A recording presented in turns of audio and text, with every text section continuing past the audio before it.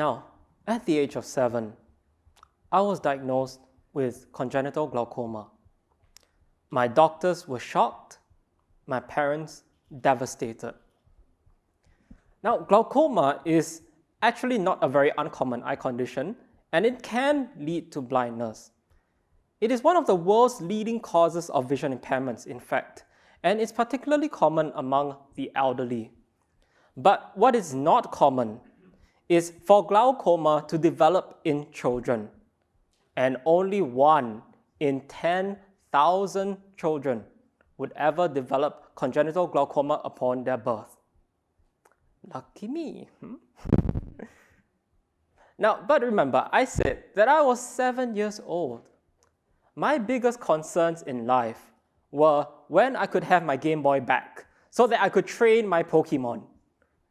I wasn't thinking about a future where I might be disabled, and I did not consider what my life would be like if I went blind until it happened to me. Now, by the age of 16, my vision had diminished to the point where I could barely read and write. I was effectively and legally blind. But I hadn't taken the time to learn things like Braille and assistive technologies, which could help people like me. And so my doctor's prognosis was grim. She told me, "Josh, your vision is at the point of no return, and so you might have to consider your career options and maybe even quitting school. And if you do, you might have to consider a career as a massage therapist, because that might be one of the only options available to people like you." She told me that at the age of 16, and that was 8 years ago. Now today, I'm standing in front of you, the most blind I have ever been in my life. But I'm also happy to report that despite that, my doctor was very wrong. So I did not have to quit school. This year, I'm graduating from Singapore Management University with my bachelor's in information systems. I did not have 0 career options. In fact, I started my own business. And just last week, a few days after taking my final exams at university, I've secured my first business contracts. And today, I'm standing on the TEDx stage in front of all of you, telling you my story. Now, if you were wondering, don't worry, my doctor is very happy that she was wrong. But it does beg the question, how was any of this possible? How could I be told that I have no options in life to where I am today? Because for millions of other children who will be born with a disability, or adults who will be diagnosed with a disability later in life or acquire one later in life, the vast majority of these people are not going to be as lucky as I have been. The United Nations estimates that in industrialized nations, up to 70% of people with disabilities who are working-age adults will be unemployed. And in developing nations, this is even worse at up to 90% of an unemployment rate. This is terribly shocking when you compare it to the unemployment rate for the general population, people like you. In 2020, the unemployment rate globally was just under 7%. This should be a huge wake-up call for any of you who believe in the values of equality and who think that everyone should be given a fair shot at life, no matter what their background is or what their circumstances are. So this clearly outlines a need for there to be change. How can we build a future where children with disabilities don't have to be told that they have to quit school or that they have no future just because of their disability? How can society stop failing people with disabilities? That's what I want to talk to you about today. So I believe the better future for people with disabilities like me lies in 3 core pillars. Let's take a look. The first is accessibility, the idea and the implementation of online and offline methodologies that allows people like me and everyone to access services and products. This can be facilitated by assistive technology when necessary. The second is inclusivity, the idea that we need to be open and accepting of people from different backgrounds. The third is self-advocacy, the responsibility of the individual to advocate for ourselves. Accessibility, inclusivity, and self-advocacy. Let's start with accessibility. Now, this can be considered a fairly nebulous term, and accessibility is sometimes almost used like a buzzword. So let's break it down. What is accessibility? When we're talking about accessibility, we are really talking about universal access. The idea that products, services, experiences, and systems, and everything in the world should be accessed by anyone and everyone if they desire. I personally believe that the biggest barrier that we have to accessibility lies in the digital world. Because after the invention of the World Wide Web in 1989, people have been touting things like the internet, computers, and software as things that would democratize the economy and bring untold opportunities to everyone all over the world. But people like me have been terribly left behind because the vast majority of websites and applications have accessibility issues that make it difficult or impossible for people like me to interact with them using the assistive technologies that enable our work, our leisure, and our ability to enjoy funny cat videos online. For example, TikTok is an example of an app that is impossible for me to use. Now, for most of you here, you probably don't find TikTok very hard to use. In fact, you might find it too easy to use because you end up spending way too many hours just scrolling and watching post after post of ridiculous or entertaining things happening on your screen. But for me, I can't have any such experience because TikTok is impossible. When I interact with the web, I use a software that's called a screen reader. Now, for example, on my phone, how I use it is I tap the screen and it reads the element that I'm touching on the user interface. And if I want to interact with this element, I can use any number of gestures or swipes, or if I want to select it, I can double tap. So a screen reader just reads what's on the screen and allows me to interact with it despite my vision impairment. Pretty simple. But on TikTok, the reason why I can't use it is because many of the user interface elements are not programmed with the data that is needed for my screen reader to allow me to interact with it. So quite often, when I'm touching the user interface, I get nothing. So this makes it impossible for me to do things like scrolling or selecting a post or even logging in by myself. You might be wondering, well, Josh, TikTok is not essential, and you would be correct. But why should I be excluded from this experience that all of you get to enjoy? And what about essential things like online banking or online educational articles teaching students things like calculus? Accessibility research shows that up to 99% of the most visited websites have major accessibility issues. And so this should be a huge problem to any of you who care about the democratization of the internet. So let's ask ourselves, how are accessibility issues encountered in the first place? How do they develop? Well, it all comes to the software development. It's in the code.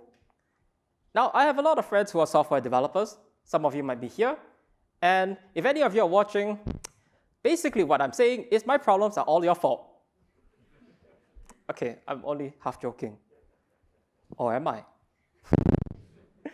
So, okay, jokes aside, let's break down how the software development process can lead to accessibility issues. First, people with disabilities are rarely involved in the development process, whether that's through user testing or in-house within the team. But we are often the people who raise these issues before developers are even aware of them, and so we are an important part of this process. Next, we have developers not following best practices. There's a widely accepted framework like the web content accessibility guidelines, a bit of a mouthful, which is why we call it WCAG or WCAG.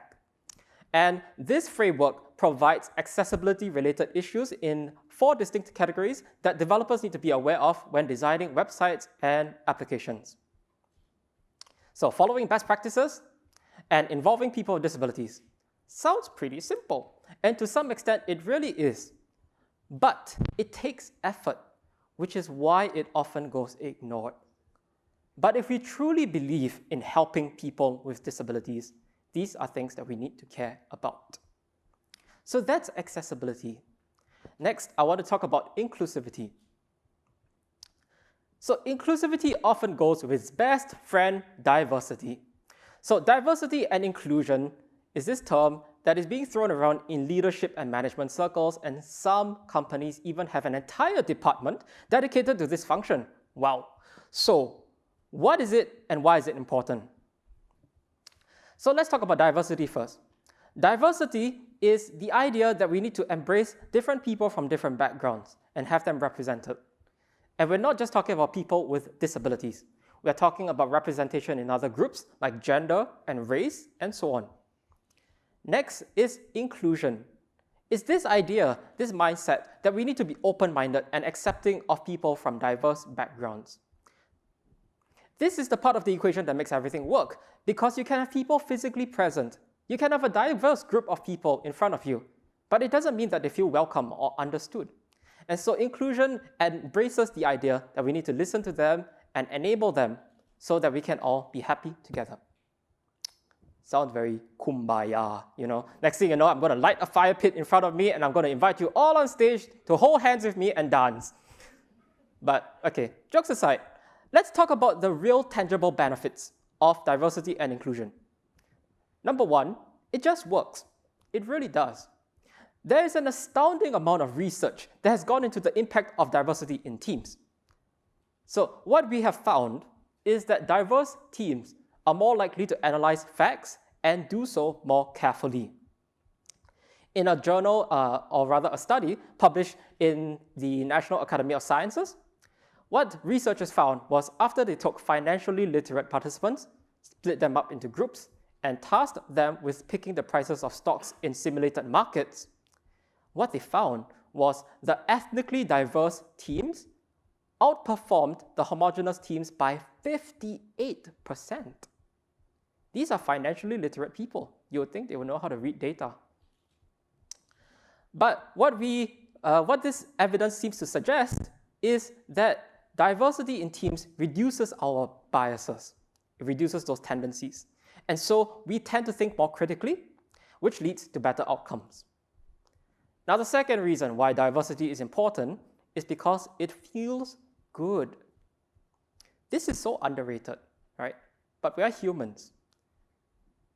To give you an example, when I started my first office job as an intern at the marketing department, my managers confessed to me, "Josh, we have no idea how to accommodate you." But they gave me a shot. They taught me what they could. And despite that initial uninspiring statement, after my 2.5-month internship, they wanted me back to do more work for them. So this obviously made me feel really good, but it also probably felt really excellent for my managers for essentially facilitating what was considered a small miracle in the office, because people would stop by the marketing department and gawk at me like some kind of circus exhibit because they couldn't believe that a blind person was sitting there working alongside them. And my managers would always proudly say, "Yes, Josh is a part of our team." So those are the reasons for diversity, but how can we facilitate it? Well, it takes leadership, but I'm not just talking about politicians or CEOs. I'm talking about you. Because remember that you have the power to be the vehicle for the change that you want to see. So if you see someone join your team or organization or community and they seem left out, maybe they are out of place, then try to do your best to welcome them. And if you're embarking on a new initiative or project or even setting up a company, try to get a diverse set of opinions and representation. That would be your own way for being a leader and advocate for diversity and inclusion in your communities. Now, finally, I want to talk about self-advocacy. It is the idea that we have a responsibility for taking ownership of our future, to speak up for ourselves and let our needs be heard. It's like that Taylor Swift song, you know, speak now or forever hold your peace. Okay, it's nothing that dramatic, but let me give you an example using myself. So for example, if I'm in a team meeting and someone is giving a presentation, and maybe the team member is not familiar with me, and so they don't know that I'm vision impaired. Self-advocacy would involve me speaking up proactively and telling that team member, hey, I'm vision impaired, so I'm sorry, but can you help me? It would be a huge help if you could just describe the diagrams in your presentation. This is really simple, and the continuation of that would be when they get to an important diagram in their presentation, I can further elaborate on what kind of explanation and descriptions I need. So this element of the equation is really underrated because as a society, we want to help people with disabilities. But my fellow people with disabilities, we need to remember that we need to help ourselves as well. We need to let our needs and voices be heard like I've tried to do today. So in the future, I hope that more people with disabilities will take the stage at future TEDx events that are coming near you. I dream of a future where people standing here is not considered unusual. And my hope is for people with disabilities like me to no longer feel inferior, like outliers, or like society has failed us. And we can achieve this through 3 core pillars: accessibility, inclusivity, and self-advocacy. Thank you.